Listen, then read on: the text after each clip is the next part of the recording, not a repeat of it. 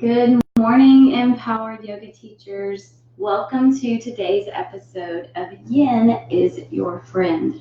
You know that I love some Yin yoga, and it's such a great balance to our busy lives.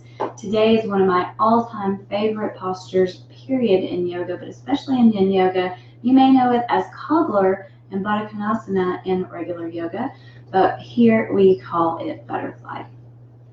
So you want to have, or I like to have, something to sit up on. So I'm just sitting on the edge of a blanket, and you might have students who want to elevate their hips even a little more. It really just depends. But if you elevate them too much, it can create a deeper sensation. So it kind of just depends what you're looking for. So feet will come out in front, and I'll show this from a couple of different angles. And we have the feet further away from the bottom than we would like in a regular hatha yoga class. And then knees come out to the sides, so we're creating this diamond shape here. I start a lot of Yin yoga classes with this posture or close to the beginning because it's very calming. It's very soothing and relaxing, and sometimes we do it forward, sometimes we do it leaning back, and sometimes we do both. So first I'll show you the forward option. And then as we always talk about in Yin yoga, we want to look at what joints are floating when we come into this. My legs go almost all the way down to the floor, but they're still floating a little bit. And it sometimes feels good to just create a little support under there, under the knees. So if you have students whose knees are way up here, it's okay, as long as it doesn't hurt, then you can just place the blocks to help support that. So we're looking for some sensation in the low back and in the hips. So I'll leave these here just for purposes of this demonstration. So a lot of times people just want to stay here sitting up, especially if the psoas muscle is tight and the hamstrings might be very tight. So let your students know that they don't have to fold forward here. It really just depends on what is working for them. There's so many options for this posture, and I want to give you as many as I can think of. So hang in here with me today. So you can bring a bolster here. What I really like to do is have it on the mat, and I'll turn and show you from the side, and then lean the forehead toward the bolster, so that you'll be able to see that a little better when I turn to the side. But remember, in Yin yoga, we're not looking at the length in the spine. We're actually trying to get the rounding in the low back. So the way I like to do that with a forward fold here is just think, breathe in. As you breathe out, take your chin toward your chest. So it's like you were sitting against a wall and everything's coming forward, but it's rounding. So chin goes down, head goes a little down, rounding in the back, shoulders are soft. And you could just be here. You could have a bolster here with elbows here. It's less about how far they go and more about where sensation is felt. Hips and low back is typically what we see.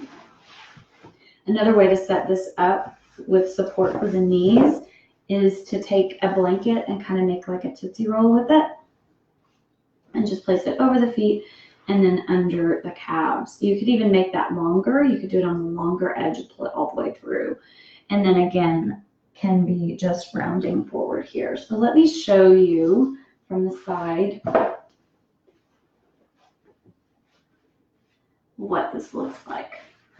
So I'm here, let's say I'm doing the blanket option, and that feels pretty good. Even though my bones are floating, it's not hurting. So you want to look for if something is pinching or tingling or sending some sort of like shooting pain. These are things that we want to offer an option of a different kind of support, because you want to set the student up in a way that they can stay there for a while. So this one that I was showing you, with a regular yoga mat, the bolster should stay pretty good, and then just lean forward. And I'm not rounding a lot yet, but it's just a place to start. And then again, here, but you can see from my neck to my lower back, I'm rounding, whereas in a regular yoga, we would be more this. Here, we're wanting that safe compression in the low back, and we want some sensation here in the hips. And then We have reclined options. So everybody knows I love a good ramp, especially for yin yoga. So if you're starting a class with this, it's a great way to warm up the hips.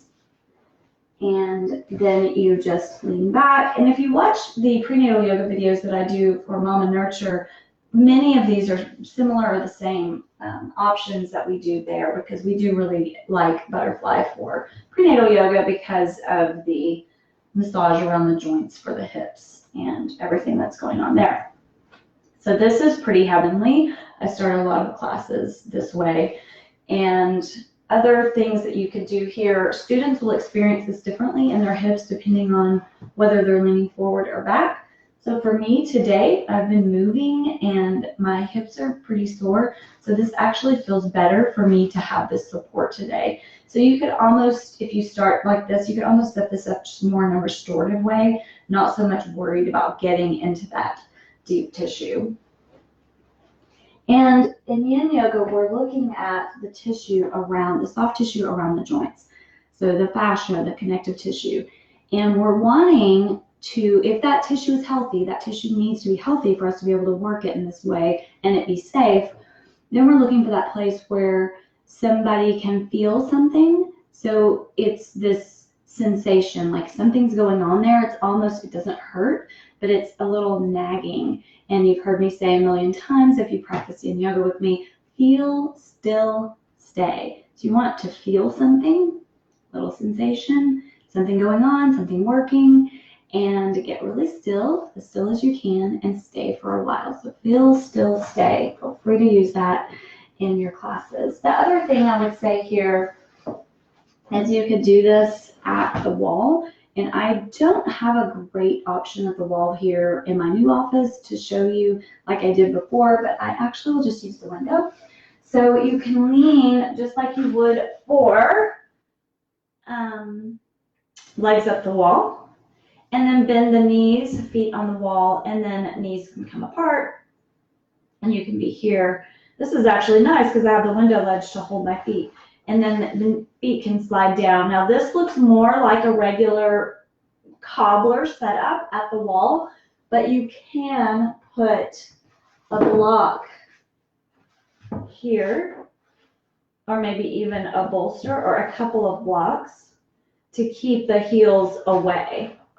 But most people just like that, they like gravity working. And if that's too much for both legs, you could just have them do one at a time. This is actually half butterfly that we'll do in another video.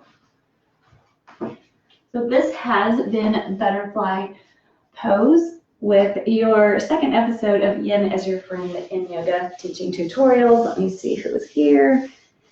Hey Lisa, hey Pamela. How's everybody doing today? Have any questions or anything you want to pop in the comments before I hop off?